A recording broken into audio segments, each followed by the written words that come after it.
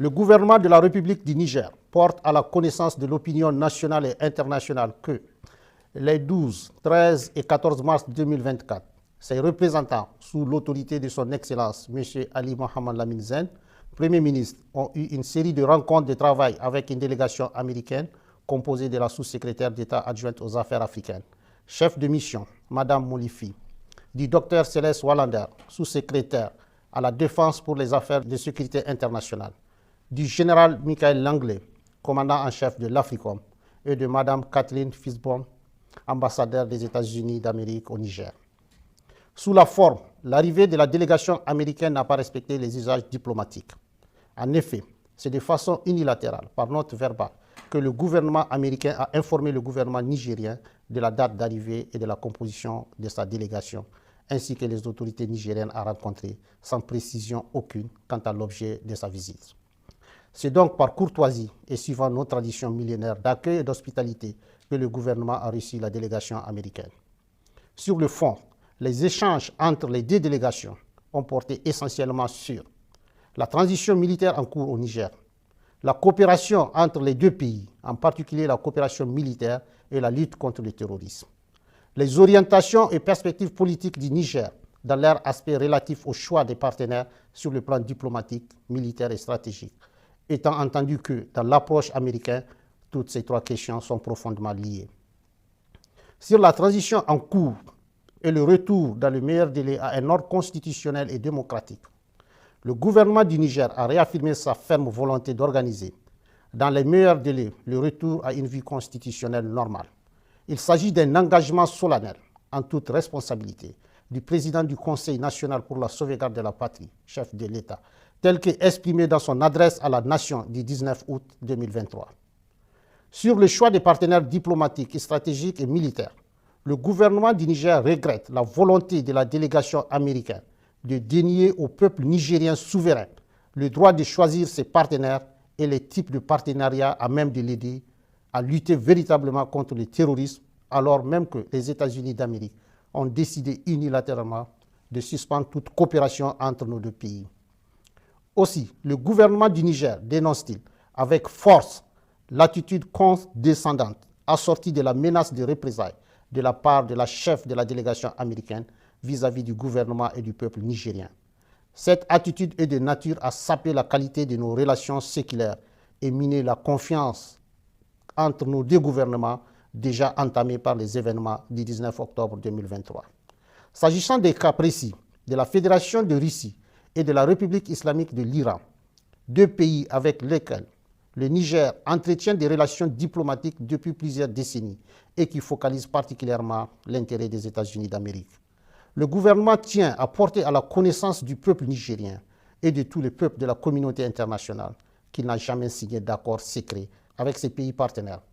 Tous les accords signés par le Niger depuis l'avènement du Conseil national pour la sauvegarde de la patrie respectent le droit international et les règles de transparence. C'est pourquoi le gouvernement du Niger rejette les allégations mensongères de la chef de la délégation américaine consistant à soutenir qu'il aurait signé un accord secret sur l'uranium avec la République islamique d'Iran. Cette approche cynique, habituellement utilisée pour discréditer, diaboliser et justifier leurs menaces contre les États, ne pas sans rappeler l'exemple de la Seconde Guerre d'Irak. En effet, les Nigériens et l'ensemble de la communauté internationale se souviennent encore des fausses preuves brandies par le secrétaire d'État américain devant le Conseil de sécurité pour justifier l'agression américaine contre l'Irak et que dans cette affaire, le gouvernement du président Tanja avait été accusé de façon mensongère d'avoir fourni de l'uranium aux autorités de Bagdad, alors même qu'il est de notoriété publique que l'exploitation de l'uranium nigérien est totalement contrôlée par la France. Quant à la Fédération de Russie, il s'agit d'un partenaire avec lequel le Niger traite d'État à État, conformément aux accords de coopération militaire signés avec les gouvernements antérieurs pour acquérir le matériel militaire nécessaire à sa lutte contre le terrorisme qui a fait des milliers d'innocents victimes nigériens sous l'œil indifférent d'une bonne partie de la communauté internationale.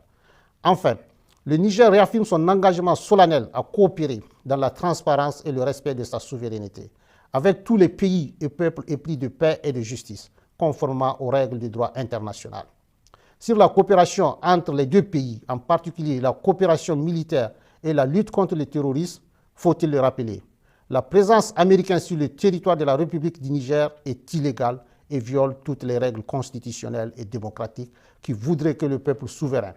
notamment à travers ses représentants élus, soit consulté pour l'installation d'une armée étrangère sur le territoire national. Ainsi, c'est par simple note verbale numéro 174 du 6 juillet 2012 que la partie américaine a unilatéralement imposé au Niger un accord relatif au statut du personnel militaire des États-Unis et des employés civils du département américain de la Défense sur le territoire de la République du Niger. Cet accord est non seulement profondément injuste dans son fond, mais également ne répond pas aux aspirations et aux intérêts du peuple nigérien pour les raisons objectives suivantes. D'abord, il contraint le Niger à payer des factures liées aux taxes des avions militaires américains dont ces derniers doivent normalement s'acquitter et qui coûtent des milliards de francs CFA aux contribuables nigériens. Ensuite, les autorités nigériennes compétentes n'ont aucune information sur les activités militaires menées à partir des bases américaines au Niger et ignorent jusqu'aux effectifs civils et militaires ainsi que le matériel américain déployé sur le sol nigérien. Enfin, l'armée américaine n'a aucune obligation, selon l'accord, d'accéder aux demandes nigériennes d'appui contre les groupes terroristes qui assassinent nos vaillantes forces de défense et de sécurité et massacrent nos laborieuses populations. Aussi, depuis le 26 juillet 2023 et l'avènement du Conseil national pour la sauvegarde de la patrie, le gouvernement américain a décidé unilatéralement et brusquement de suspendre sa coopération militaire en violation de l'accord imposé au peuple nigérien en invoquant l'article 7008 du Consolidated Appropriation Act, sans pour autant aller au bout de sa logique qui voudrait qu'il retire ses militaires du territoire nigérien. Par ailleurs, depuis quelques semaines, le gouvernement nigérien a constaté des activités illégales de survol de son territoire par des aéronefs américains et qui sont de nature à s'interroger sur la sincérité de leur partenariat et la pertinence du maintien de l'accord de coopération militaire imposé par note verbale. Au vu de tout ce qui précède, le gouvernement du Niger, prenant en compte les aspirations et les intérêts de son peuple, décide en toute responsabilité de dénoncer avec effet immédiat l'accord relatif au statut du personnel militaire des États-Unis et des employés civils du département américain de la Défense sur le territoire de la République du Niger. Une correspondance diplomatique sera adressée à la partie américaine à cet effet,